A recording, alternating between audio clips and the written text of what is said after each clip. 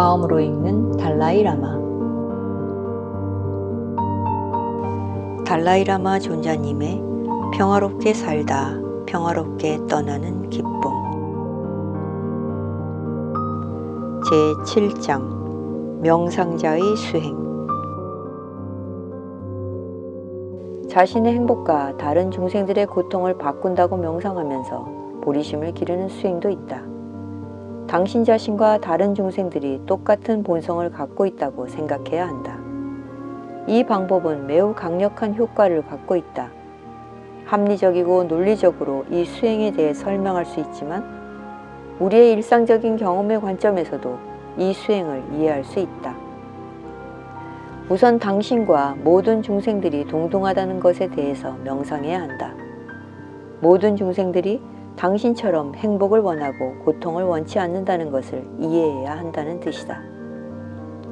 모든 중생들은 그런 소망을 갖고 있을 뿐만 아니라 행복을 얻고 고통을 없앨 권리도 갖고 있다. 그러므로 편견을 갖지 말고 집착하지 말고 화내지 말고 기꺼이 모든 중생들을 도우려는 마음을 길러야 한다. 모든 중생들도 당신과 마찬가지로 행복을 얻고 고통을 없앨 수 있는 잠재력을 갖고 있다. 그런 면에서 모든 중생들이 당신과 똑같다는 것이다. 간단히 관찰해봐도 그것을 쉽게 이해할 수 있다. 작은 벌레조차도 당신과 마찬가지로 행복을 원하고 고통을 원치 않는다. 작은 벌레가 당신을 향해 움직이고 있을 때 당신이 손가락으로 그 벌레를 잡으려 하면 벌레는 자신을 보호하려고 뒤로 물러서서 가만히 멈춰 있을 것이다.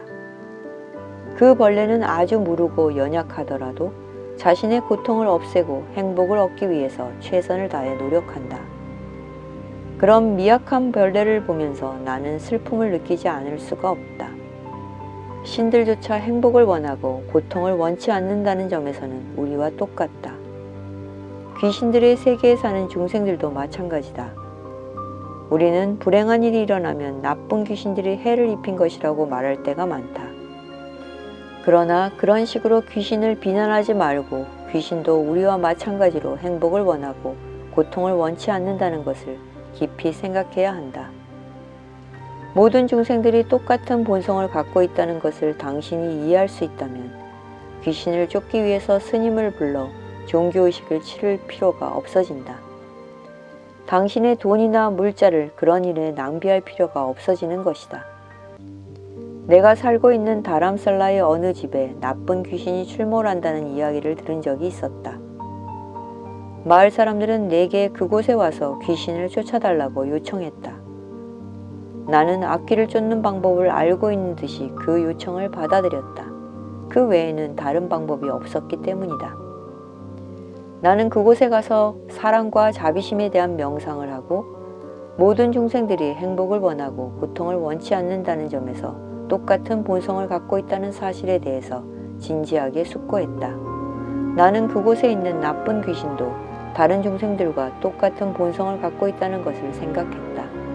그 후에 나쁜 귀신은 사라지고 더 이상 말썽도 생기지 않는다는 말을 전해 들었다. 우연의 일치였을지도 모르고 내 명상이 성공한 것일지도 모르겠다. 자비심에 대해서 진지하게 명상을 하면 그런 존재들에게 실제로 도움을 준다. 소문상의 나쁜 귀신이 처한 상황과 피해자가 처한 상황을 비교해보면 귀신의 상황이 훨씬 나쁘다. 어쨌든 당신은 정신수행을 할 수 있는 기회를 갖고 있기 때문에 자비를 베풀어야 할 이유는 충분히 있는 것이다. 모든 중생들은 당신과 똑같은 본성을 갖고 있기 때문에 당신은 그들을 보호하려고 노력해야 한다. 당신의 육체는 팔과 다리와 같이 여러 부분으로 이루어져 있다. 각 부분이 서로 다르지만 당신은 그것들이 모두 당신의 몸에 속해 있기 때문에 보호하려고 노력한다. 윤회 세계에는 무수한 중생들이 있다. 그들은 모두 당신과 마찬가지로 행복을 원하고 고통을 원치 않기 때문에 당신은 그들이 고통을 겪지 않도록 보호하려고 노력해야 한다. 당신은 이렇게 물을지도 모른다. 내 다리와 팔은 서로 다를지 모르지만 적어도 내게 속해 있어요. 내 다리나 팔이 다치면 내게 고통을 줍니다. 하지만 다른 중생들이 다쳤을 때 나는 고통을 못 느낍니다. 그들의 고통이 나를 해치지 않는데 내가 왜 그들의 고통을 막아줘야 합니까? 물론 다른 중생들의 고통이 당신을 직접적으로 해치지 않지만 그들도 똑같은 소망을 갖고 있다는 것을 생각해보면 당신은 그들을 보살피려고 노력할 것이다. 무소한 중생들이 당신에게 친절을 베풀고 있다. 따라서 그들의 고통은 당신의 고통과 마찬가지다. 그들이 유쾌하고 매력적이고 친절하다고 생각되면 당신은 그들의 고통을 없애주고 싶어 한다. 고통스러워하는 것은 중생들이기 때문에 그들의 고통을 당신의 고통처럼 생각하고 없애야 한다. 당신과 모든 중생들이 행복을 원한다는 점에서 똑같은데 왜 그들을 차별하는가? 왜 자신의 행복에만 관심을 갖는가? 당신과 모든 중생들이 고통을 원치 않는다는 점에서 똑같은데 왜 당신 한 사람만 보호하고 다른 많은 중생들을 무시하면서 자신과 다른 중생들을 차별하는가? 이제 어느 쪽이 더 중요한지 비교해보면 당신은 단 한 명의 개인인 반면에 다른 중생들은 무수한 개인들이다. 더구나 당신과 모든 중생들에 대해 말할 때는 그 둘이 서로 무관한 것이 아니다. 다른 사람들의 행동은 당신에게 영향을 주고 당신의 행동은 다른 사람들의 마음에 영향을 준다. 당신이 경험하는 행복과 고통을 다른 중생들도 똑같이 경험한다. 그 둘이 서로 관련되어 있지만 숫자의 측면에서 보면 다른 모든 중생들의 행복과 평화가 더 중요하다. 그래서 작은 관심의 대상인 당신의 행복은 제쳐두고 더 큰 관심의 대상인 모든 중생들의 행복이 더 중요한 것이다. 당신의 손가락 하나를 희생시켜서 나머지 9 손가락을 보호할 수 있다면 그렇게 하는 것이 더 현명할 것이다. 손가락 하나를 보호하기 위해서 나머지 손가락 9개를 희생시키는 것은 어리석은 일이다. 10사람이 처형당하려고 하는데 그중 한 사람만 희생하면 나머지 9명을 살릴 수 있다면 그렇게 하는 것이 현명할 것이다. 당신은 다른 사람들의 고통이 직접적으로 당신을 해치지 않는다면 당신이 그들을 보호할 필요가 없다고 반박할지 모른다. 하지만 그들의 고통이 단기적으로는 당신에게 영향을 주지 않을지 모르지만 간접적으로는 당신을 해치게 될 것이다. 대개는 다른 사람들이 행복하면 당신도 행복해질 것이다. 당신이 다른 중생들의 평화와 행복에 관심을 갖는다면 당신 자신도 자연적으로 평화롭고 행복해질 것이다. 만일 당신이 다른 사람들의 평화와 행복을 무시하고 자신만을 생각하거나 다른 사람들을 죽이거나 다른 사람들의 재산을 강탈하거나 다른 사람의 배우자를 뺏는다면 당신은 극심한 고통을 받게 될 것이다. 합법적인 면에서 보더라도 살인을 한다면 체포되어 벌을 받을 것이다. 당신이 물에 빠진 사람을 구해낸다면 칭찬을 받고 보상을 받을 것이다. 이것은 정신적인 세계에 한정된 것이 아니라 우리의 일상생활에도 관련된 문제이다. 당신은 다른 사람들과 상관이 없고 그들의 고통을 느낄 수 없기 때문에 그들의 고통에 대해 관심을 가질 필요가 없다고 생각할지도 모른다. 하지만 당신이 윤회를 믿는다면 조만간 당신도 그들과 같은 고통을 겪게 될 것이라는 것을 알고 다음 생에 겪을 고통을 피하기 위해 준비해야 한다. 그렇게 생각할 때 오해하기 쉬운 점은 지금 생에서 당신과 다음 생에서의 당신이 같은 사람이라고 생각할지도 모른다는 것이다. 물론 마음의 연속체는 동일하지만 그 둘은 별개의 사람이다. 원인을 심은 사람은 그 결과를 겪는 사람과 동일인이 아니다. 전생의 당신 마음의 연속체와 다음 생의 당신 마음의 연속체라는 별개의 두 연속체에 대해서 생각해보라. 그 사람들은 육체와 정신의 구성요소들의 집합체를 근거로 명칭이 붙여진 것이다. 그 명칭들은 서로 다른 집합체와 서로 다른 의식의 연속체들을 근거로 만들어진 것이다. 따라서 그것들은 자체적인 존재를 갖고 있지 않다. 염주나 군대라는 것도 자체적인 존재를 갖고 있지 않다. 팔과 다리 등의 여러 부분들이 모여서 결합된 것을 우리는 육체라고 부른다. 많은 구슬을 한 줄에 끼워놓고 우리는 그것을 염주라고 부른다. 많은 군인들을 모아놓고 우리는 그것을 군대라고 부른다. 고통을 겪고 있는 사람이라는 것도 명칭으로만 존재할 뿐 자체적으로 존재하는 것이 아니다. 고통을 겪고 있는 사람이라고 말할 때도 그 사람 안에 실체적으로 존재하는 주인은 없다. 본래부터 자체적으로 존재하는 주인이라는 것은 찾을 수가 없다. 당신이 죽은 후 다음 생에 태어날 어떤 사람의 고통에 대해 관심을 갖는다면 지금 생에서도 다른 사람들의 고통에 대해 관심을 가져야 한다. 궁극적인 차원에서 보면 모든 것은 자체적인 존재를 결여하고 있다. 고통이 소속된 주인은 없다. 고통은 그저 고통이기 때문에 고통을 없애야 한다. 여기서 제기될 수 있는 또 다른 문제는 우리 모두가 고통을 원치 않더라도 우리가 자비심을 일으키게 되면 남의 고통에 관여해야 한다는 것이다. 그렇게 되면 우리 자신에게 고통을 가중시키는 것이 된다. 우리가 왜 끊임없이 그런 자비심을 길러야 하는지 당신은 물을지도 모르겠다.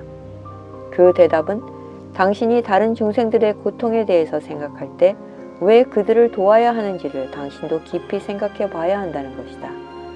당신은 타당한 논리에 근거해서 자발적으로 자비심을 길렀기 때문에 남의 고통에 관여한다고 해서 당신의 고통이 더 심해지지는 않는다.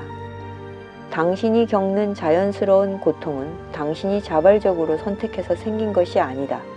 따라서 그런 고통이 생기면 당신은 절망하고 마음이 압도된다.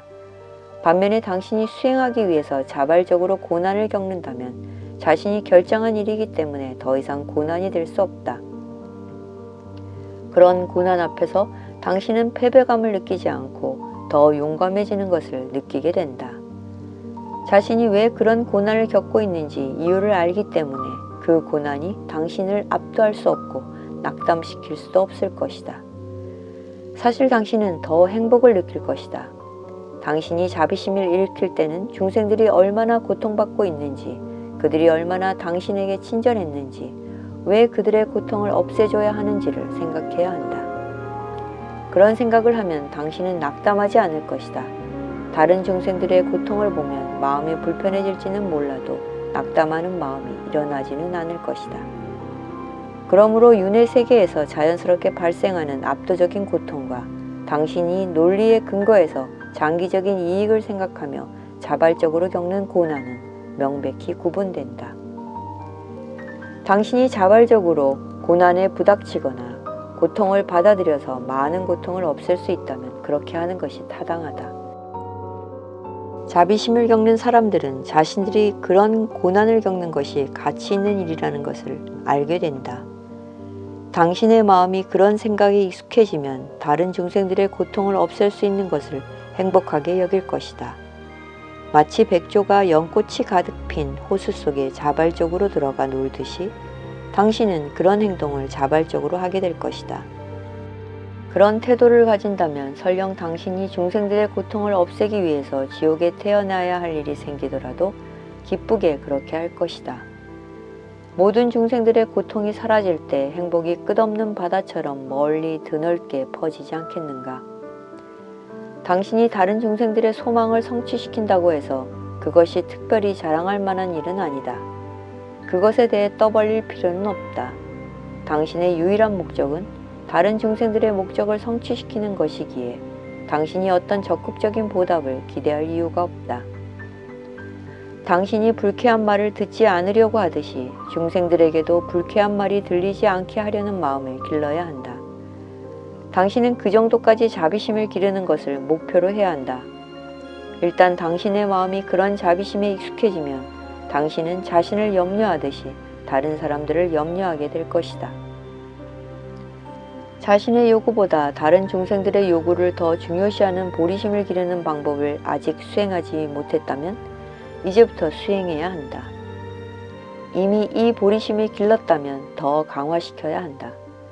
자신은 결함투성이인 반면에 다른 중생들은 바다와 같은 공덕을 갖고 있다고 생각해야 한다. 이기심은 단점이라고 생각하고 다른 중생들에 대한 관심은 바다 같은 공덕을 쌓게 만들 요인이라고 생각하라는 뜻이다. 그러므로 자신과 남을 맞바꾸는 수행을 해야 한다. 이기심을 버리고 다른 중생들을 받아들이는 것에 대해 명상하라. 본래부터 존재하는 나라는 것은 태초부터 없었다. 그런데도 여전히 당신은 부모님이 낳아준 이 육체를 내 몸이라고 생각하며 살아왔다. 당신의 마음을 그런 마음에 익숙해지도록 내버려 두면서 왜 다른 중생들에 대해서도 그와 마찬가지로 생각하지 못하는가? 그렇게 생각하면 다른 중생들을 위해서 일하고 그들을 대신해서 고난을 당하는 것이 자랑할 만한 일이 아닐 것이다. 당신이 자신에게 음식을 먹일 때 그 보답을 기대하지는 않는다. 자신이 불쾌한 말을 듣지 않으려고 하듯이 다른 중생들도 불쾌한 말을 듣지 않게 하려는 마음을 가져야 한다. 당신은 자비로운 마음을 갖는 일에 익숙해져야 한다. 그런 수행을 하기가 어렵다고 해서 그만두지는 말라. 어렵기 때문에 할 수 없다고 생각하지 말라. 낙심하고 물러서지 말라. 위대한 자비심은 매우 유익하고 도움이 되는 것이다. 지금 당장은 당신의 마음에 자비심을 일으키기가 어려울지 모르지만 일단 자비심에 익숙해지고 나면 자비심을 기를 수 있다. 예를 들어 당신에게 저기를 품고 있는 사람이 있다고 치자. 그 사람의 이름을 듣기만 해도 당신은 두려워한다. 하지만 당신이 실제로 그 사람을 알게 되면 차차 친해질 것이다. 자신과 모든 중생들을 보호하고 싶다면 자신의 행복과 다른 중생들의 고통을 맞바꾸는 마음 수행을 해야 한다. 나의 행복을 다른 중생의 고통과 맞바꾸는 것을 최상의 비밀 수행이라고 부르는데 부처님의 경지에 도달하고 싶다는 열망을 가지고 이 수행을 해야 한다. 정말로 당신이 부처님의 경지에 도달하기 위해서는 나와 남을 바꿔야 한다. 나와 다른 중생들을 교환하는 수행은 옹졸한 마음을 가진 사람들이나 지성이 부족한 사람들은 이해하고 받아들이기 힘든 것이다. 그래서 그런 사람들에게는 비밀로 해야 한다는 뜻에서 이 수행을 최상의 비밀 수행이라고 부르는 것이다. 육체와 소유물을 버린다면 당신이 즐길 수 있는 것이 아무것도 남지 않을 거라고 생각할지도 모른다. 당신이 그것을 걱정한다면 아직도 당신 자신의 이익에 관심을 두고 있는 것이다. 내가 이것을 주고 나면 나는 무엇을 사용하지? 라고 하는 것은 이기심이 하는 말이다. 내가 이것을 사용하면 무엇을 줄 수 있지? 라는 것은 다른 중생들에 대한 관심에서 나오는 말이다. 그것이 도덕적인 수행이고 정신 수행이다.